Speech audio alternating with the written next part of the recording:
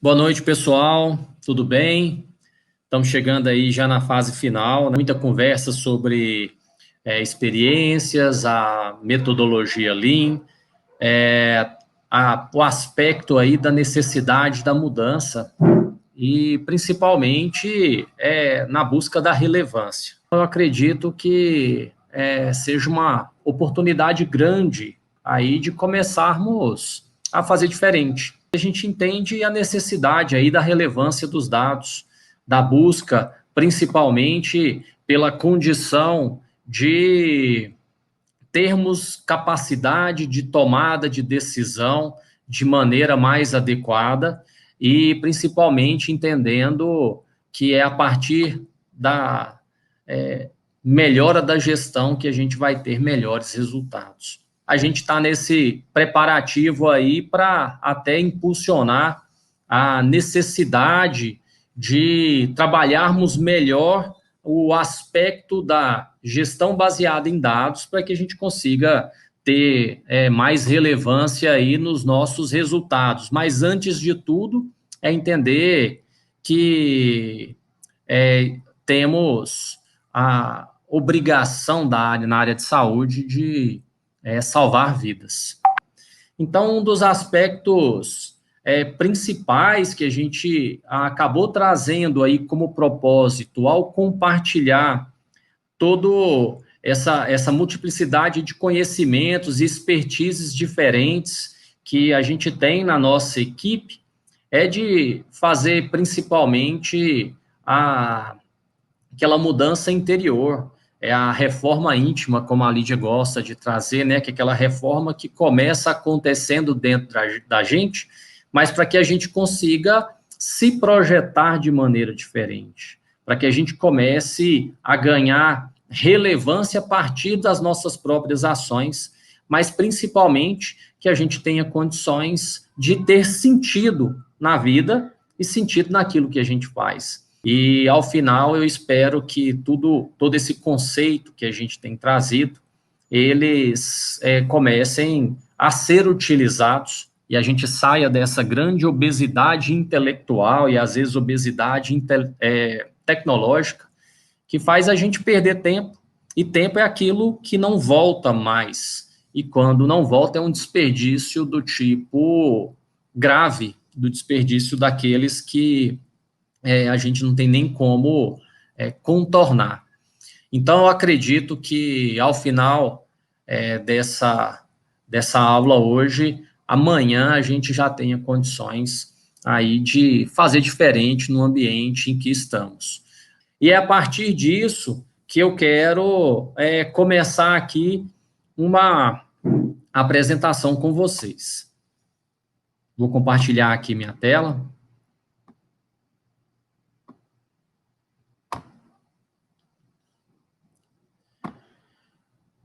Vou tentar aqui ser bem breve, bem objetivo, para que a gente tenha aí um tempo para as nossas discussões. E aí eu trago possivelmente alguns de vocês já devem ter lido esse livro, é um livro muito inspirador, mas ele principalmente traz um grande dilema para a gente, né? Que quando a gente começa a trazer o conceito Disney para dentro das instituições, o primeiro conceito que vem, ou o primeiro paradigma é: os hospitais não podem ser como um parque de diversões. Mas, na verdade, dentro dos grandes conceitos que esse livro traz, é um livro que eu recomendo, eu vou até compartilhar depois no grupo com vocês, é o conceito daquilo que a gente precisa entender que é o que vai nos diferenciar. Imaginem vocês, todos nós somos da área ou de saúde, da área da engenharia, e tem várias pessoas formando aí ao mesmo tempo e várias pessoas trabalhando. Mas o que nos diferencia? E aqui tem um conceito super interessante, que é o common sense, but not common practice, ou seja, O senso, ele pode ser comum. Todo mundo vai fazer a mesma coisa. Eu sou médico, sou intensivista e faço o que todos os médicos intensivistas fazem. Hoje eu sou um gestor hospitalar e todos os gestores fazem a mesma coisa. Mas a prática não precisa ser comum. A prática é aquilo que nos diferencia. E aí eu pergunto para vocês, hoje, naquilo que vocês fazem, que é a prática, que é o senso comum, o que é que vocês fazem de diferente? E é nesse sentido que a gente já começa a pensar em alguns problemas interfaces. E esses problemas interfaces, eles são geralmente os mesmos em todos os setores. A gente, por exemplo, traz uma ilustração aqui em relação a como deveria ser uma comunicação entre setores hospitalares, quando a gente quer, por exemplo, ter uma eficiência na saída do paciente. Eu vou tentar trazer aqui alguns exemplos daquilo que é possível fazer com a filosofia Lean e as suas ferramentas, mas trazendo algo que é aquilo que é a meta 2 de segurança internacional, que é a comunicação efetiva. Então, pensem vocês que a gente tem hoje uma grande dificuldade de articulação entre processos que muitas vezes estão vinculados a uma dificuldade de comunicação. E quando a gente pensa nessa dificuldade de comunicação, a gente está envolvendo uma necessidade de encadeamento de ações processuais para que, se acontecendo da maneira adequada, a gente tenha a condição de fazer uma entrega tanto processual quanto uma entrega assistencial melhor. E o que acontece hoje nas instituições? A gente tem grandes ilhas dentro das instituições, a gente tem grandes silos, e esses silos muitas vezes são silos tão fortes e tão isolados que na maior parte das vezes impede que haja um encadeamento para a entrega melhor. Antigamente a área da saúde, ela era dependente da sua capacitação técnica. Hoje, para que a gente consiga agregar valor, a sua capacitação técnica é um dos pilares adequados para que a gente consiga, ao final, fazer uma entrega adequada. Mas pensem vocês numa comunicação que ela vem do corpo clínico, pensando no planejamento terapêutico adequado para a equipe multiprofissional, e o que a higienização tem a ver com isso, e o que a manutenção tem a ver com isso, e o que a hotelaria tem a ver com isso. O fato é que, em grandes instituições, e que tem até renome, o encadeamento entre esses setores, às vezes, eles não acontecem. E o impacto no paciente, ele acontece de maneira sensível e perceptível para o paciente, que, como já foi trazido aqui para a gente, se a gente começar a usar alguns scores, como o NPS, por exemplo, impacta de maneira significativa em o paciente não ser um promotor ao sair, mas, principalmente, hoje, ele traz como uma dificuldade naquilo que a gente poderia ter de eficiência operacional. Olha que exemplo interessante. O Advisor Board é um book aí de boas práticas assistenciais, e ele traz para a gente um conceito que, se a gente conseguir melhorar a nossa comunicação entre setores em 6 horas, a gente tem um ganho de 8 leitos em um hospital de 200 leitos. Se a gente melhora a comunicação em 12 horas, a gente tem um ganho de 16 leitos no hospital de 200, 33 no de 400. E aí sim, a gente vai tendo, a partir desse ganho, mais leitos, que a gente chama isso de capacidade escondida. E aqui vem o primeiro conceito, que é a adequação de medidas. Quando eu estou no pronto atendimento, e eu conto minha espera em minutos, mas eu vou passar esse paciente para uma enfermaria, e lá você conta seu tempo em dias. Olha só esse desacordo de medidas, o que faz com a sua instituição. Um dia que eu fico a mais no na instituição, se ela fosse utilizada de maneira adequada, eu teria um ganho de 33 leitos virtuais. E quanto eu ganharia de eficiência no pronto atendimento, que eu conto a disponibilização desse leito em minutos. E outro ponto, imagine vocês o que é um ganho de 6 horas de comunicação. Na prática, ao invés de eu sair da instituição às 16 horas, eu sair às 10 horas da manhã. E aí sim, voltando ao slide anterior, a gente começa a ter a percepção de quanto a comunicação efetiva ela é relevante para a eficiência operacional, para a eficiência processual. Um ganho de 6 horas significa a equipe médica fazer uma previsibilidade de alta e, ao final, ele ter condição de liberar esse paciente em tempo, que são algumas regras que, habitualmente, não são seguidas na instituição. E por que a gente usou 85% de ocupação? Porque isso aí é uma regrinha que, quando você tem 85% de ocupação, você vai formar fila. Teoria das filas, que a gente discutiu aí há algumas aulas anteriormente, e eu vou trazer um desdobramento desse conceito hoje para vocês também. O fato é que, se a gente melhora a comunicação, a gente consegue ter ganho institucional, a gente começa a ter ganho de eficiência, e aí sim a gente também tem um ganho em margem líquida, em ganho intangível, em valor agregado, e isso precisa estar na cabeça de todo gestor de cada um dos processos que estão envolvidos. Então, não adianta nada a equipe médica fazer a alta do paciente, ele não comunica com a equipe de enfermagem, porque a equipe de enfermagem ela não vai comunicar com a equipe da hotelaria, que não vai comunicar com o laboratório, e aí sim você vai começar a ter perdas no processo, e essa perda no processo vai ter um impacto significativo para o paciente. Tanto o impacto relacionado ao fato de você deixar o paciente submetido ao risco, quanto o impacto processual. E aí, quando você traz, por exemplo, a possibilidade do mapeamento do que acontece, na maior parte das vezes você tem isso, que é um paciente que ele chega, ele é admitido, é passado por um tratamento, tem condições clínicas de alta, e aí sim ele inicia os esforços para alta, e quanto a gente tem de tempo aí envolvido, e esse tempo envolvido está relacionado a um loss, length of stay, tempo de espera, de maneira desnecessária.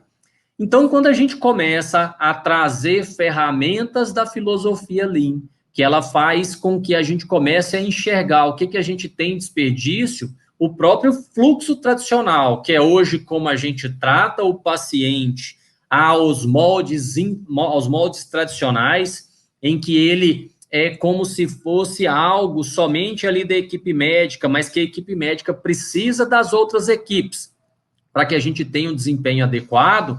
Na maior parte das vezes, a gente vai tendo perda de tempo por desencaixe entre uma comunicação adequada que deveria existir entre todos os setores envolvidos. E aqui uma piadinha estilo Lucas, né? Muito mais do que o loss necessário, que é o tempo de espera necessário. O loss desnecessário, que é aquele tempo de espera para que a gente tenha algo que já foi definido há dias ou há horas antes para o paciente, a gente não percebe. Tem o paciente que a gente chama de lost, que é o paciente perdido, que não tem ninguém que toma conta desse paciente. Muitas vezes acontece com os pacientes crônicos que vão ficando muito tempo na instituição e que a gente acaba perdendo e não trazendo ali esforços para a saída do paciente. O fato é que tudo isso só é percebido a partir do momento que você traz do campo invisível pro visível, para aí sim você ter condições de fazer com que tudo se encaixe de uma maneira adequada e entrando num processo que seja benéfico ao paciente e que, ao final, ele faça um feedback positivo para que você tenha condições de agregar valor nesse grande mosaico do cuidado que é aquilo que o paciente precisa e vai enxergar de valor ao final do processo. E aí a gente tem as nossas próprias teorias, né? A teoria da fila, que a gente conseguir identificar os perfis diferentes dentro de uma mesma fila.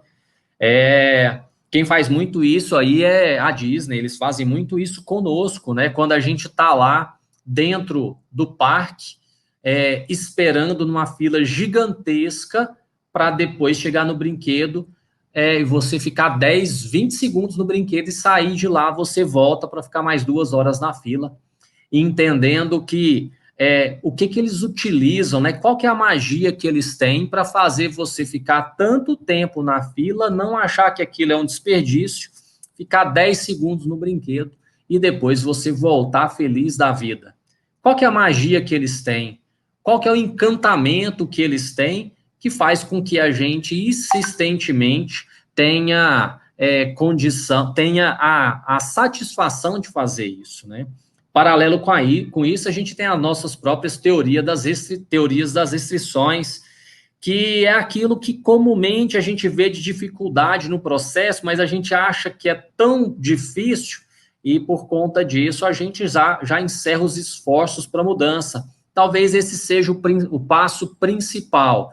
E tudo isso vem surgindo a partir do momento a partir do momento em que a gente começa a enxergar o processo de uma maneira mais palpável, que ele saia ali do campo do feeling e entre mais no nosso campo de ação processual.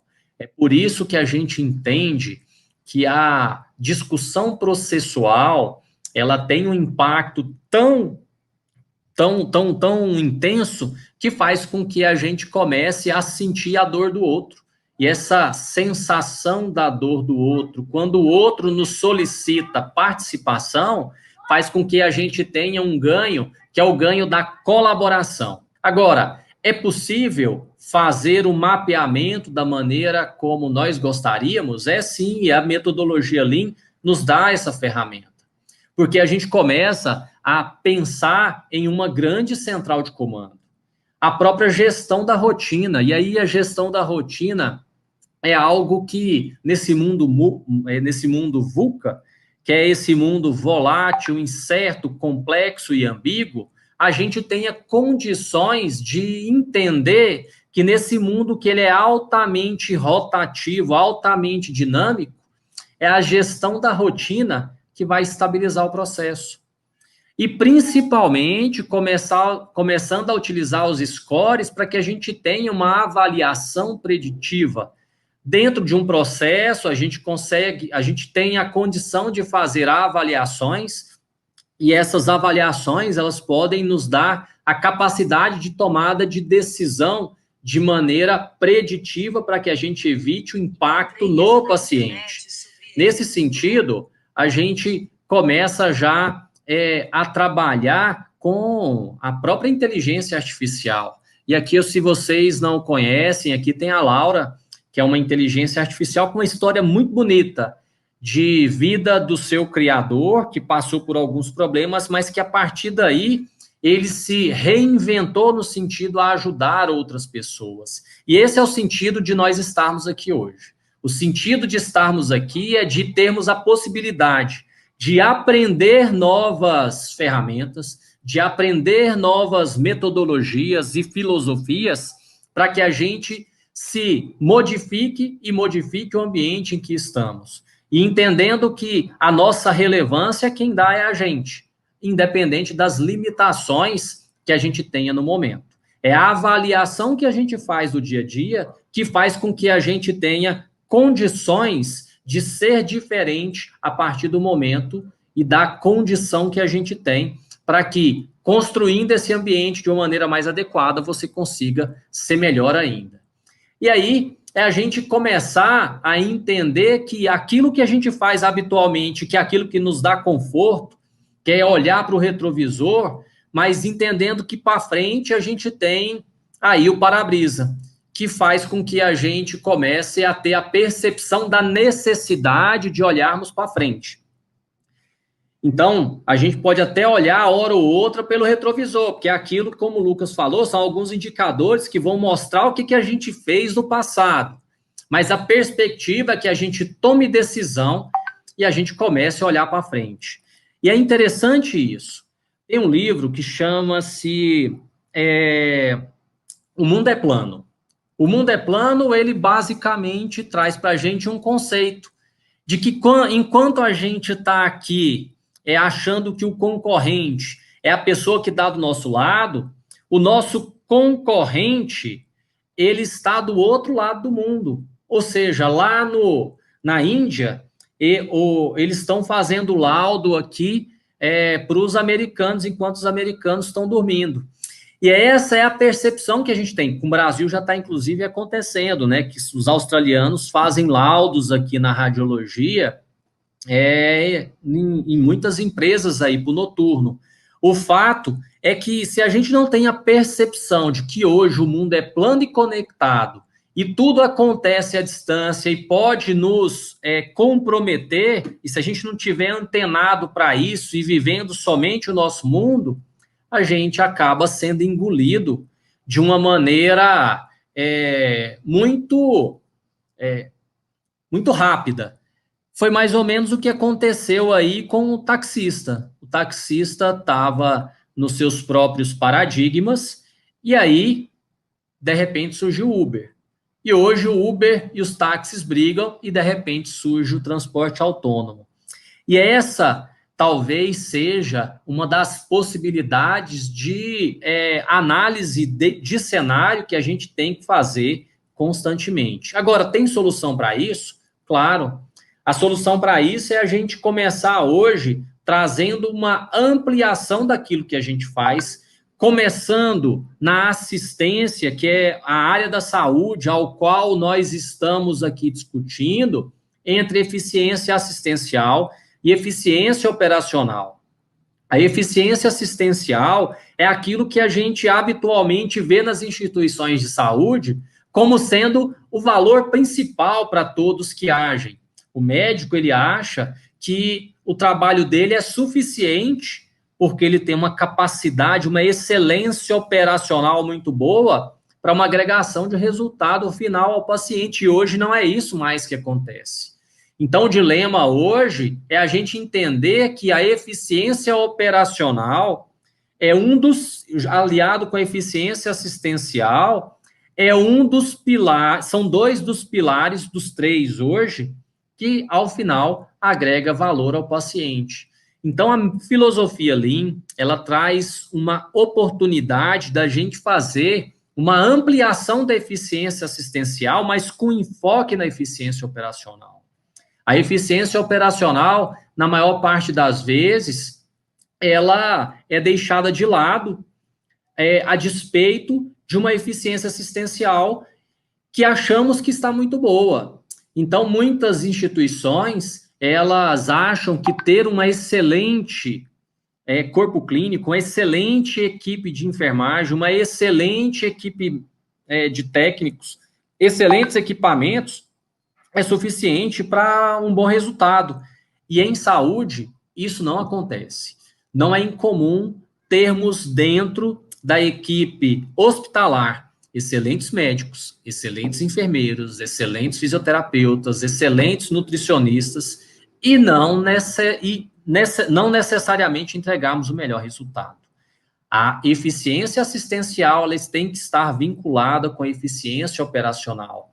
Mas principalmente por isso, porque nessa história de hoje, estarmos focados no paciente e entendermos que a eficiência assistencial significa mais cuidado, a gente tem que começar também a entender que é necessário uma eficiência operacional, ou seja, a gente tem que fazer com que as nossas ações, elas tragam um bom benefício para toda a instituição. E quando a gente pensa, por exemplo, na gestão de leito, a eficiência assistencial, que é a melhora do cuidado, ela tem que estar linkada com a eficiência operacional, que é a gente estar vinculado com um objetivo processual, que é dar alta. Então, a eficiência para o paciente, ela é vista na instituição que dá alta para o paciente. Então, a alta, ela tem que ser o foco de todos para que a expertise de cada um seja adequada de maneira promotora para que um seja complementar ao outro. A eficiência assistencial, ela tem que estar vinculada com a eficiência processual. E o que tem a gestão a ver com isso, né? E talvez aí seja uma das grandes mudanças, né, na gestão que está vinculado com o que nós hoje estamos mais inseridos. A gestão atualmente, ela era vista por foto, e hoje a gente tem que trazer a gestão como um grande filme, um filme que seja avaliado no seu minuto a minuto, que é a possibilidade de entendermos hoje que o paciente ele chega e ele vai passar por uma série de etapas, e essas etapas elas podem ser, por exemplo, aquilo que vai agregando na sua estadia aí da instituição, por cada um dos processos que ele vai passando. Ele passa pelo pronto-socorro, ele passa pela unidade de internação, ele faz exame, depois ele vai fazer medicação, mas entendendo que a gente consegue, por exemplo, fazer uma avaliação do seu tempo de vida. Ou seja, quando você pensa que uma pessoa que no seu início da vida, ela vai precisar da instituição em diferentes momentos, e antigamente a gente tinha instituições que recebiam os pacientes numa fase final da vida aos 50 anos, agora a gente mudou, a gente chega até os 65, vai precisar e tem outras necessidades. O fato é que a gente começa a ter um dinamismo que ele precisa olhar para fora, e esse dinamismo ele vai começar a enxergar pacientes diferentes, chegando em estágios diferentes da vida e passando por situações diferentes dentro da instituição, e que isso pode ir variando momento a momento. Então, a gente tem um paciente que vai ter esse trajeto, a gente tem pacientes que vão ter outros trajetos e vão necessitar de outros suportes institucionais, ou vão ter doenças que vão acontecer em outras fases da vida, e a gente vai precisar entender que esses perfis de pacientes, eles precisam ser reconhecidos antes de entrar na instituição, e a gente vai tendo condições de ter a percepção de que pacientes diferentes, eles vão tendo, às vezes, necessidades iguais e vão chegando em fases diferentes da vida, ou necessitando de outras etapas institucionais, da operação institucional, e a gente vai ter que reconhecer isso. E interessante que esse mesmo processo hoje, ele já é feito por instituições externas que nos avaliam como competência, por exemplo. Aqui, por exemplo, é algo que a gente pode trazer para uma avaliação de clusterização para perfis diferentes de pacientes que vão chegar na instituição, que vão necessitar de cuidados semelhantes, mas que vão chegar em momentos diferentes da vida, e eu não posso tratar todo mundo da mesma maneira, eu tenho que dividir esses perfis. E é interessante que até hoje muito se trabalha com um pagamento por performance ou um pagamento por valor, que eles já começam a visualizar isso também. E essa visualização, ela tem que vir a partir do momento em que você deixa de ser submetido ao invisível e passa a estar no visível. A filosofia traz isso para a gente. Vamos avaliar esse cenário e entender como esse cenário está impactando diretamente na nossa instituição. Eu tenho um perfil epidemiológico que ele é adequado para a instituição ao qual eu estou. Vou trazer para vocês um exemplo. Eu, durante um bom tempo, fiz a gerência médica de uma instituição na Bahia, e lá eu tinha um equipamento excelente para trauma, mas eu estava inserido em um local que não tinha a estrutura básica de saúde, ou seja, o meu equipamento ele foi subutilizado para aquilo que ele foi construído, porque havia uma necessidade epidemiológica de tratamento das doenças crônico-degenerativas que não tinham um acompanhamento básico adequado. Então, eu não fiz uma avaliação de cenário para definir o equipamento adequado para aquela instituição. E, nesse sentido, a gente acaba sendo caído nessa armadilha do invisível porque a gente não fez a avaliação daquele visível que era necessário. A necessidade da gestão por processos, a gestão por processos em detrimento da gestão por feeling. Quando a gente tem uma gestão por feeling, a gente tem a tomada de decisão em processos complexos com soluções simples, e a gente já viu e já teve a percepção de que isso não dá certo. A metodologia Lean, ela traz para a gente a possibilidade de fazermos uma avaliação de causa raiz e de não ficarmos somente tratando sintomas, porque os sintomas é aquilo que nos incomoda naquele momento, mas a causa raiz é aquilo que gera todos os problemas. E se você não for em busca da causa raiz, se você não for em busca do invisível, transformando o invisível para tomar decisão, você vai sempre tomar decisão errada.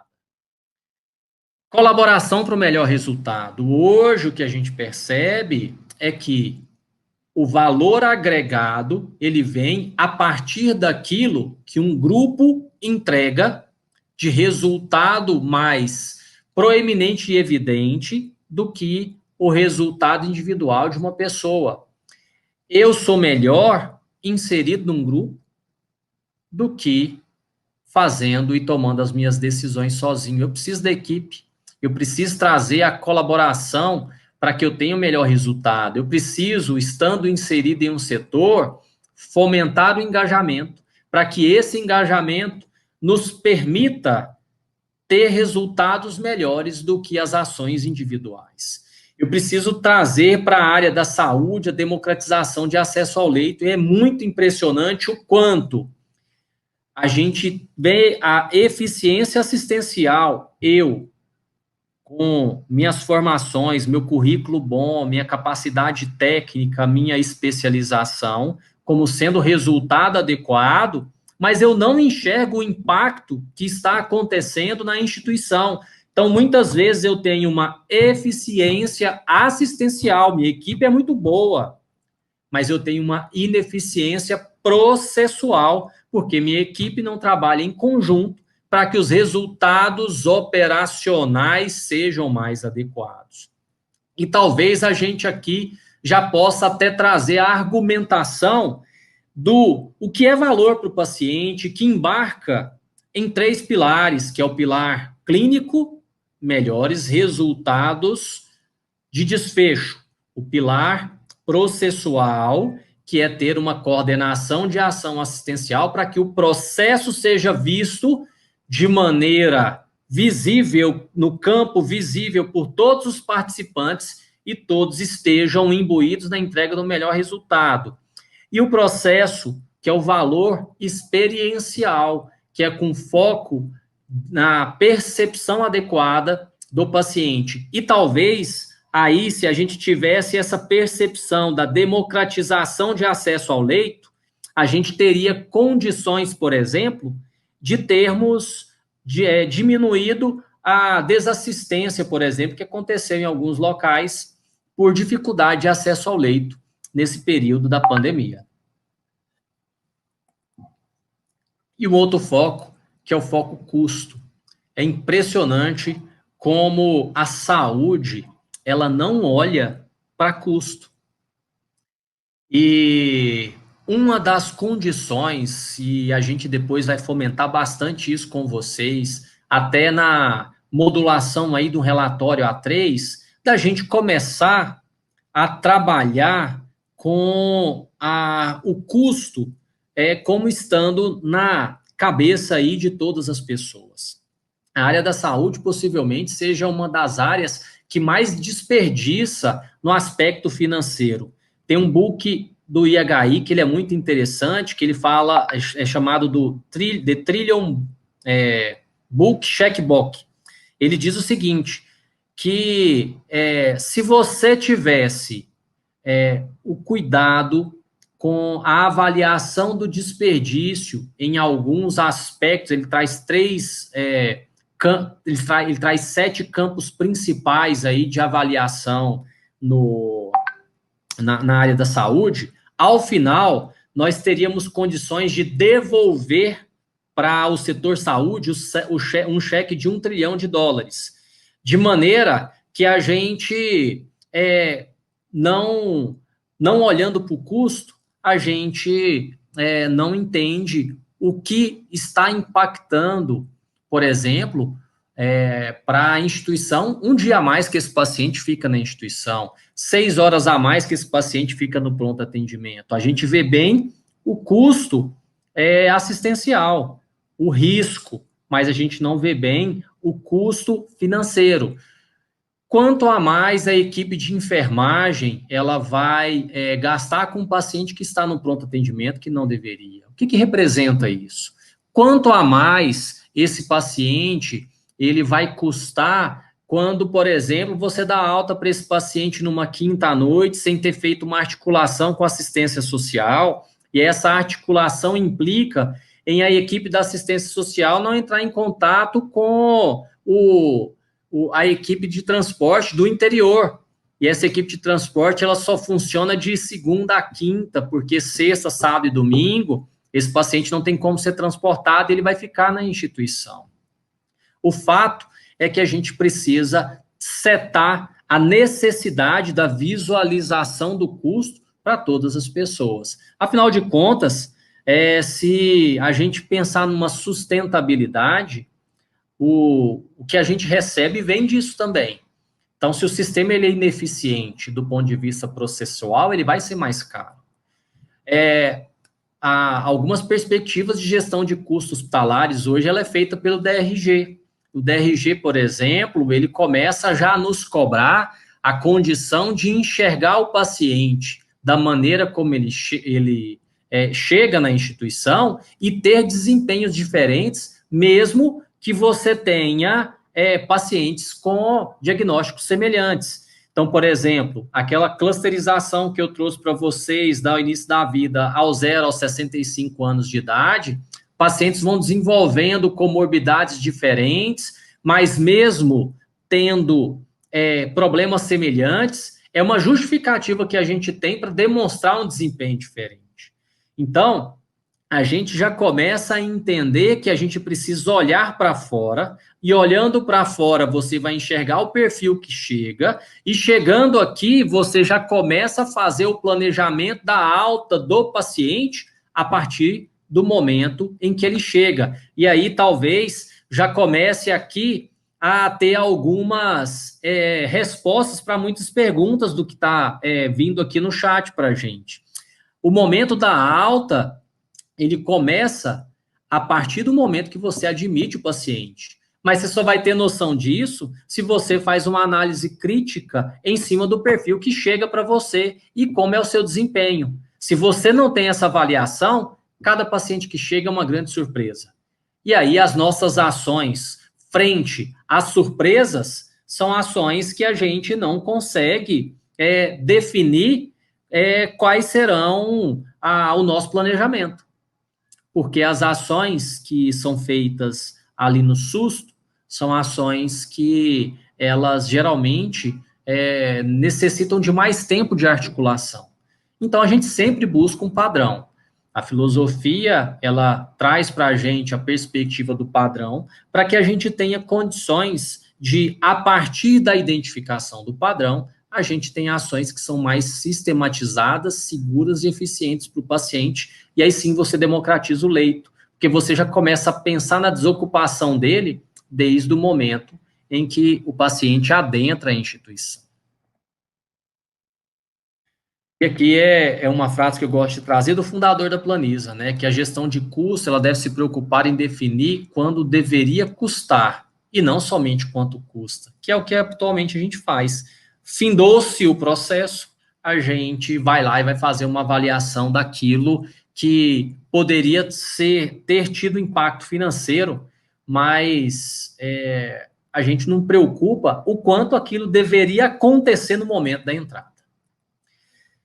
E é interessante que, assim, a gente já tem discutido aí inúmeros fatores, inúmeras ferramentas, mas a gente começa a pensar em alguns indicadores estratégicos e habitualmente a gente vem com aqueles que são os clássicos, né, que é o tempo para tomada de decisão, é uma taxa de conversão, é o número de atendimentos, e muitas vezes a gente acaba se fixando em indicadores que nos mostram produção, que são indicadores que muitas vezes refletem a vaidade do setor, que são aqueles chamados indicadores da vaidade, que eles não nos incomodam e a gente tem uma vaidade por mostrar, mas a gente está trazendo a perspectiva de usar uma filosofia que vai te trazer uma perspectiva de mapeamento e vindo do invisível para o visível, mas para que a análise crítica seja relevante, e a análise crítica seja diferente, e essa análise crítica te possibilite tomada de decisões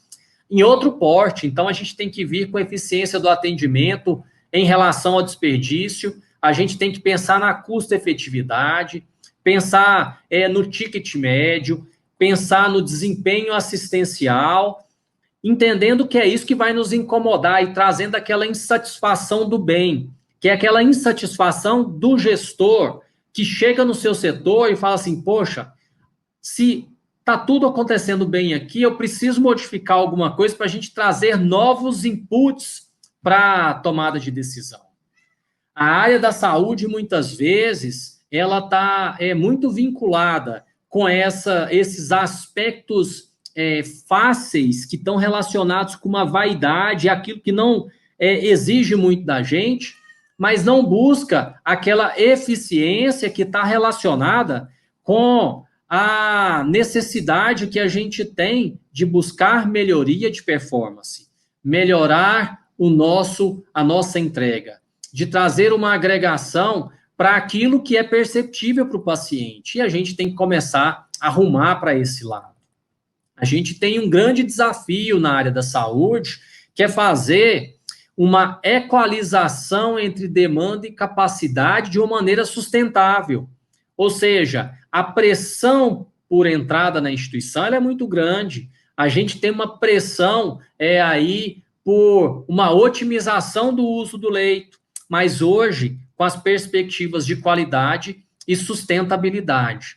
Então, o nosso desafio entre fazer uma equalização da demanda e capacidade vem principalmente pensando naquilo de sustentabilidade, porque você não pode ficar aumentando a nossa capacidade instalada, porque isso traz um custo fixo muito alto, mas principalmente trazer a condição de que quando você começa a fazer uma avaliação entre a demanda e a sua capacidade, pautado por indicadores que vão te definir se você está indo de maneira adequada ou necessita de reajustes no meio do caminho, trazendo uma gestão que a gente chama de gestão on-time, a gente já começa a trazer o quesito sustentabilidade.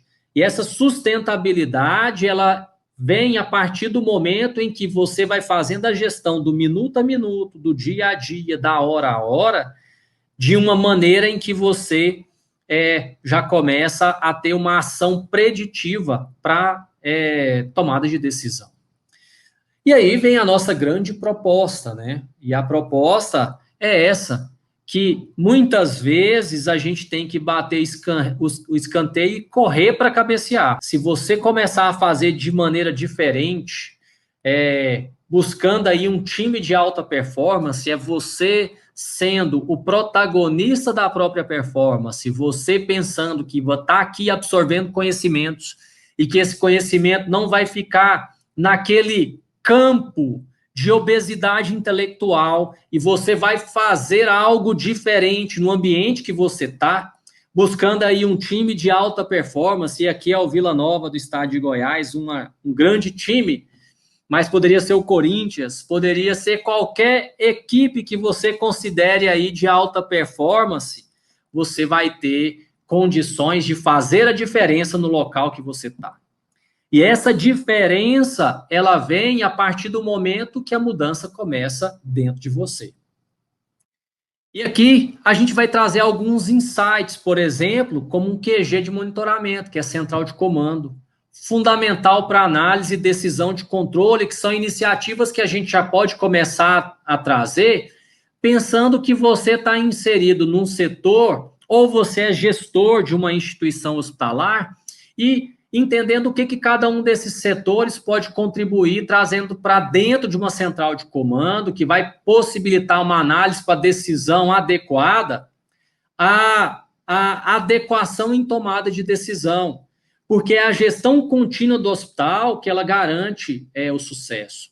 Na maior parte das vezes, a gente tem as instituições hospitalares como sendo aquela gestão de padaria, né? A gente faz ao final do mês o que entra menos o que se gasta e torce para que estejamos no azul. E às vezes esse azul ele está mascarado, que a gente está tendo um desperdício muito grande lá no estoque, porque ele não está contemplado aí na sua gestão. Eu aprendi aí com a Lídia uma frase muito interessante de que os nossos salários, eles são pagos por agulha. E dentro daquilo que a gente começa a inserir lá no operacional, qual que é a economia que ele faz de agulha para que ao final isso seja rentabilizado. O quanto você perde lá, e se essa perda ela for anualizada, reflete em desperdício e que muitas vezes está levando a instituição para o ralo e a gente não sabe por que está acontecendo isso, e aí a gente vai brigar lá com a operadora para aumentar o ticket médio, a gente vai brigar para aumentar o valor do particular, porque existe um custo da ineficiência que ele é gradativamente inserido no final para o paciente, mas que a gente não vê, não monitora e não gerencia. E aí a gente começa a trazer perspectivas de envolvimento, que é o envolvimento das partes que vão estar envolvidas para que a gente, de maneira efetiva, consiga entregar sustentabilidade. E aí um deles é envolver pessoas, é ampliar a capacidade técnica, é produzir conhecimento, e isso é uma das condições essenciais dentro da instituição. Talvez produzir conhecimento é aquilo que vai nos dar um diferencial competitivo tão grande que vai ser visto aí no mercado como uma condição de agregação de valor, tanto direto, ganho financeiro maior, quanto indireto, credibilidade no nosso mercado, e aí sim a gente trazer um fluxo para dentro da instituição. E tem um ponto significativo. Toda produção de conhecimento dentro da instituição, ela só tem sentido se ao final ela trazer algum diferencial competitivo. Então, se você tem dentro da sua instituição residência médica, residência multidisciplinar, fellowship, e isso não traz nenhuma agregação para você ou para a sua instituição, reveja essa produção de conhecimento, se ela não está inserida ali no seu, na sua fatia de obesidade intelectual. E ser disruptivo. Talvez a disrupção aqui, ela na área da saúde, esteja muito voltada para fazer um acolhimento de maneira adequada, porque a gente está tão distante do paciente que talvez a disrupção seja olhar no tete-a-tete para o paciente e acolhê-lo de uma maneira diferente. Mas ser disruptivo, fazer diferente, é algo que a gente tem que se motivar todos os dias. Eu peguei aqui no Instagram da Vani, um desdobramento de política, isso é chamado de catball, que é o Roshin Karan, por exemplo, que a gente pode utilizar no desdobramento das diretrizes, pensando nesse envolvimento das pessoas. E é interessante isso, porque a gente pensa naquilo que é estratégico e a gente vai passando para o tático e passa para a equipe, e a gente tem que estar vinculado, entendendo que os gerentes precisam ser gerentes para que cada um pegue essa bola e passe a bola como um conceito que vem lá de cima e ele vai sendo gradativamente desdobrado para o time. E o time, ele começa a dar os resultados que vão ser monitorados pela gerência, e essa gerência vai entregar os resultados estratégicos, e aí sim o planejamento estratégico ele tem significado. E aí sim o planejamento estratégico ele tem sentido, e aí ele vai ser celebrado, ele vai ser comemorado. A estruturação do organograma, ela precisa trazer essa conexão em rede, entendendo que muitas vezes o organograma ele vai estar recheado ali de pessoas que representam o mafiograma, que são as pessoas que efetivamente vão fazer a entrega do resultado. A gente traz um conceito aí da filosofia japonesa, que a gente chama de nemawashi, né, que são as várias reuniões informais que muitas vezes estão relacionadas com aquilo que eles conseguem absorver da gerência para gradativamente fazendo a conexão entre eles e tendo a possibilidade de fazer uma entrega de porte para o estratégico. E quando a gente pensa nessa estruturação do organograma, que ele sai do estratégico e faz o top-down lá para o time, esse time tem que receber isso de maneira adequada. E aí sim, essa boa comunicação faz com que a gente tenha condições de fazer um encadeamento de ação em que o Lucas mostrou isso para a gente faz o desdobramento dos indicadores na árvore dos indicadores, com o estratégico olhando para o mercado e para onde ele quer ir, e aí o time vai trazendo o resultado daquilo que tem a percepção adequada desse desdobramento que a estratégia gostaria que todos nós seguíssemos. O fato é que o nosso objetivo, ao final disso, é ter um encadeamento em que você tenha ali o seu envolvimento de pessoas e a gente faça uma ampliação da capacidade técnica total. Eu sou um excelente médico, ortopedista, e faço uma cirurgia do quadril muito rápido.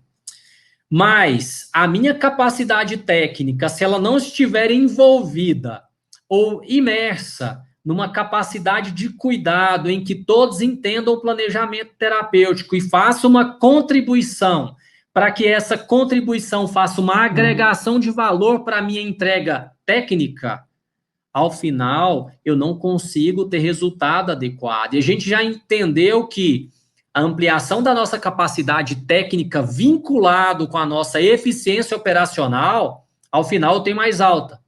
Então, eu ganho mais leitos reais. Eu tenho uma capacidade técnica escondida, vai me dar ganhos virtuais. Eu vou ter uma redução de tempo médio de permanência, aumentar o meu fluxo, vou ter conta pequena que vai ser faturado muito rápido e eu vou ter um ganho de margem, eu vou ter um ganho financeiro, eu vou ter uma melhoria do desempenho sob uma perspectiva da melhoria da eficiência, melhor correção dos desperdícios, um ganho operacional, vou ter também um ganho na percepção do cliente, e isso tudo vai me dar uma margem líquida maior. E ampliando a nossa capacidade técnica através do envolvimento de pessoas, eu começo a produzir conhecimento. E essa produção de conhecimento, ela vai ter a possibilidade de trazer a criação de modelos reprodutíveis para novos negócios. É o compartilhamento da experiência, que é o que a gente está fazendo aqui, entre unidades, visando a redução da variabilidade artificial. A variabilidade artificial é a doença da maior parte das instituições hospitalares, porque na segunda-feira acontece de um jeito, na terça acontece de outro, no plantão noturno da quarta de outro, na quinta de outro, na sexta de outro, a gente não tem padrão. Imagine vocês que quando você não tem padrão, você tem uma variabilidade muito grande. E essa variabilidade te consome. A desorganização, ela te consome. A desorganização cansa. E quando a desorganização cansa, você perde energia. Você perde capacidade criativa. Então, a produção de conhecimento, ela só tem sentido se ela gerar um diferencial competitivo.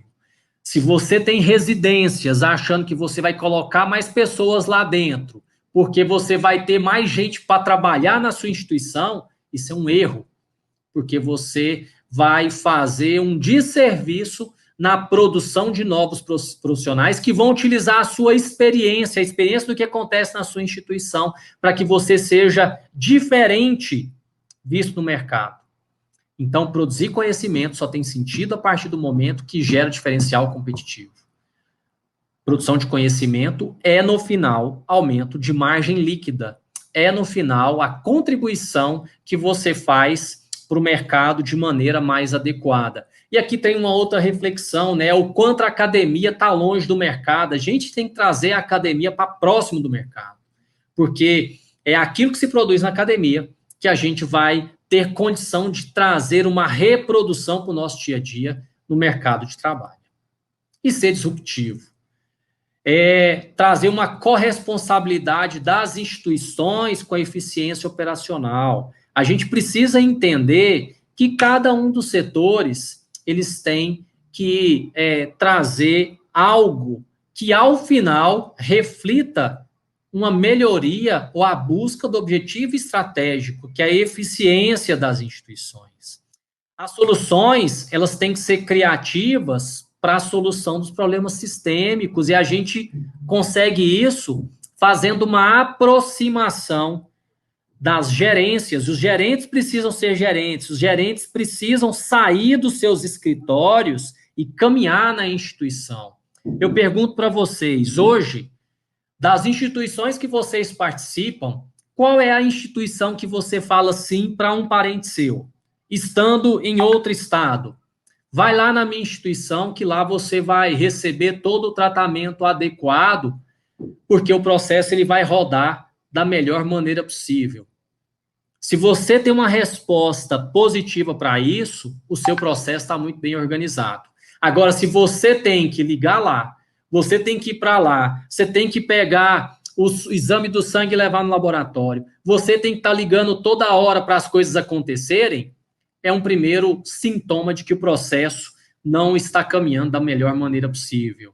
E dentro das soluções criativas, quem vai te mostrar quais são as possibilidades para a resolução da maior parte dos problemas, está lá vivendo o dia a dia da instituição. E aí vem um outro conceito que a gente sempre tem que usar, pensando na escolha das gerências. Só vai ser um bom gestor, só vai ser um bom superintendente, só vai ser um bom gestor de maneira global as pessoas que têm vivência clínica.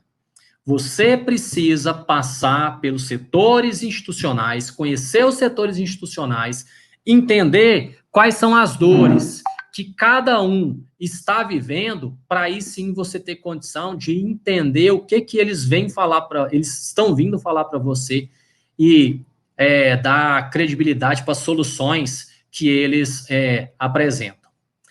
E dentro da disrupção, é a gente começar a pensar que a inovação e tecnologia, no momento que a gente está vivendo, é a rotina. A gente tem que entender que nesse mundo que ele é altamente dinâmico, a inovação e tecnologia vai ser a rotina do nosso dia a dia. E a gente tem que ter pessoas que estejam aptas, que sejam as pessoas que sejam aquelas esponjas de absorção mesmo de conhecimento e novos desafios, para utilizar a inovação e tecnologia de uma maneira adequada, para que isso também não seja um grande peso. É fazer diferente com aquilo que habitualmente a gente já foi treinado a fazer. E quais são os ganhos, né, que a gente tem? A gente tem um ganho de valor. A gente vai ter a condição de predição, usar scores para que a gente faça gestão on time, a gente tem um fortalecimento da instituição. A instituição eficiente é aquela que dá alta para o paciente. A gente vai começar a ter o combate dos desperdícios. A cocriação das soluções é aquela participação de todos para que venha uma solução robusta e todos comprem a ideia. Corresponsabilidade para a solução dos problemas sistêmicos, e ao final a gente tem a satisfação do paciente, ou seja, esse é o valor. É o valor que é a grande estrela a ser perseguida. É o valor que ele está em 3 pilares, mas que o pilar clínico, né, que é o valor clínico, o pilar processual e o pilar experiencial, ao final, ele agrega valor para o paciente. E isso que é o perceptível e vai trazer aquela condição de, ao final, ser avaliado de maneira adequada e você ter o crescimento institucional tanto no campo tangível quanto intangível. Aí a gente pergunta, né, quem é o paciente? Como que a gente visualiza esse paciente? E aí a gente traz a finalização, e a gente já está terminando, do que é a questão do encantamento, né? Quando a gente pensa no encantamento, a gente está pensando em enxergar o paciente e muitas vezes a gente acha que para encantar o paciente, a gente vai ter que acordar num dia sendo iluminado por Deus e as pessoas vão começar a olhar para a gente e falar assim, poxa, eu estou encantado por aquele médico, por aquela enfermeira ou por aquela instituição. Mas, na verdade, é um conceito que a Disney traz para a gente, né, no livro Se a Disney Administrasse o Hospital, que o encantamento é um processo planejado, estruturado, organizado. E a perspectiva é entender o que o cliente quer. E sabendo o que ele quer, a gente treina, mapeia, até que haja esse alinhamento entre a perspectiva e a realidade. Encantamento é um processo, e sendo um processo, tem total vinculação com a filosofia Lean, porque dentro da filosofia Lean você vai mapear, você vai enxergar, você vai planejar, você vai estruturar e se organizar, para que ao final você encante o seu paciente com aquilo que ele quer que aconteça com ele. Quando ele vai para dentro de uma instituição, o que ele quer é ser diagnosticado e curado o mais rápido possível, se não for possível, aliviar da sua dor, e no alívio da sua dor, você consiga reabilitá-lo para a volta da casa. E aí sim ele volte encantado e saia falando de você, das pessoas envolvidas e de você, instituição, da melhor maneira possível. E é muito interessante isso, e é uma pirâmide que a gente construiu entendendo que muitas vezes a gente está lá com foco na experiência do paciente, naquela geração de valor, mas existe toda uma base a ser feita. Então, a gente tem que pensar ali no respaldo para assistência, que isso é a entrega mínima. A entrega mínima é aquilo que a gente faz com que o paciente esteja alinhado com o que ele minimamente espera, que é receber o cuidado. E aí você começa a trabalhar a eficiência, eficácia e busca a excelência operacional. E aí você começa a ter o enfoque na experiência do paciente, que é o pilar da humanização. E aí você traz o cuidado centrado no paciente, com foco na empatia. E esse foco na empatia traz o conceito ampliado que o próprio IHI traz do cuidado centrado no paciente. E esse cuidado centrado no paciente é o paciente no centro, com tudo chegando para ele de maneira rápida, necessária, sem mais ou menos. E aí você vai para a surpresa do cliente.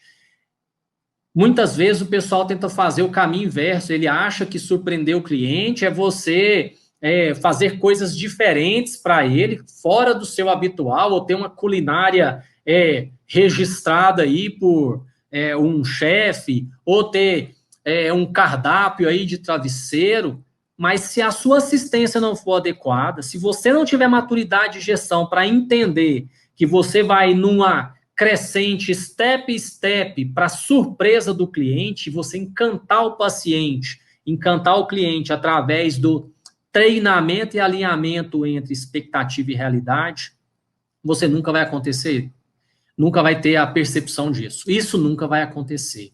E a gente já sabe, né, o Marquinhos gosta de falar isso quando a gente tem esse slide aí, que a gente já está chegando no final, que isso seja um nosso mantra, né? Mais do que melhorar resultados, A gente está aqui para salvar vidas.